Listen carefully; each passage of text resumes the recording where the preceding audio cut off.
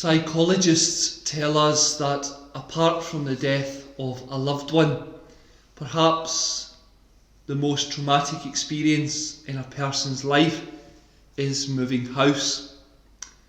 Having only moved into the parish late last year and still finding many boxes to unpack, I tend to agree with them. If we forget about all the stress and hassle that comes from moving house, one of the benefits is that we get rid of all the junk we have accumulated since our last move. This can be items we once valued and have stored up in the loft or in a cupboard.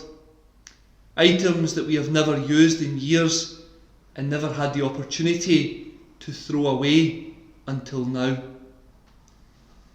This is something that many priests suffer from too.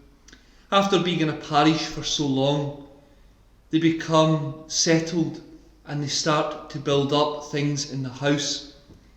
And then when the dreaded phone call comes from the bishop and we are asked to move, panic sets in. Panic takes over, as they then need to think about packing all their worldly things, storing them in boxes and starting again. It could perhaps be argued that people's dread of moving is directly linked to the amount of stuff they have gathered, the amount of personal belongings that we all feel are important to us, even if we only use them once every 10 years. We also find the more stuff we have, the more time and effort it will take to go through and to decide what should be kept and what should go. Today we find Jesus doing his spring clean, clearing all the accumulated junk out of the temple. But what is happening here is not merely the removal of unwanted items, but this symbolises and is a symbolic act that Jesus is calling all of us, his people on earth, to worship God in spirit and in truth. True worshippers, he will tell us later in the Gospel, are those who worship the Father in spirit and in truth. Worship is not a word that features largely in our religious vocabulary these days. Like adoration, it is a particularly God-centred word, ill-suited to be used in our self-centred age, where religiousness is more often expressed in terms of self-actualisation. In other words, an individual can worship God in how they see fit, whether they want to go to Mass or not, whether they want to keep the commandments or not. It doesn't matter as long as they feel they are worshipping God in their own way. We know this is wrong and not the case, and it is just an easy way out for some people, perhaps a way they can feel to cure their conscience. I was reading an article the other week that a friend directed me to, and it suggested that people today have forgotten how to worship.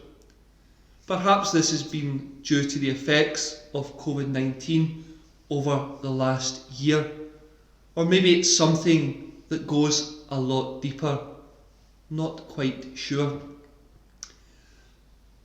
To worship means to acknowledge the transcendence of God, his above and beyondness, and his claim on us as our creator, and then our response to God. The article said that from deep within ourselves springs a desire to worship God, to adore God. Getting in tune with that desire and expressing it through word and gesture is at the heart of prayer.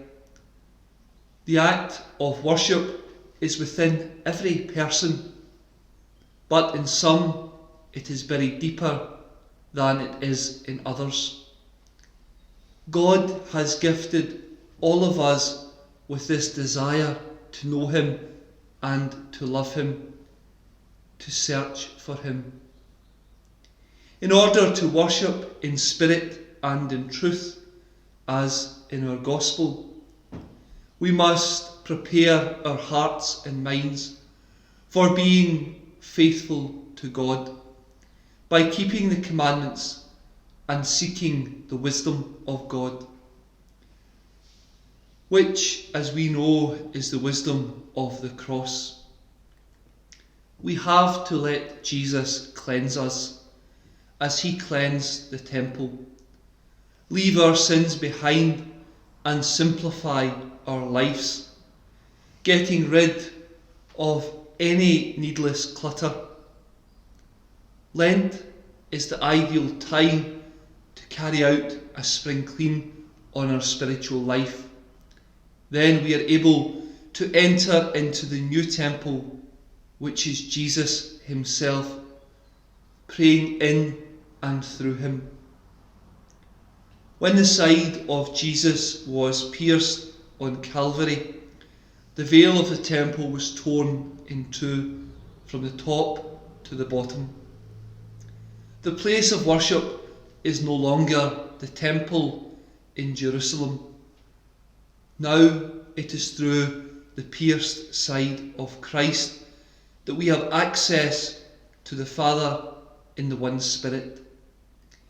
If we are to properly worship God, we must leave behind everything that gets in the way, then enter into that secret chamber which is the side of Christ, and there worship the Father in spirit and in truth.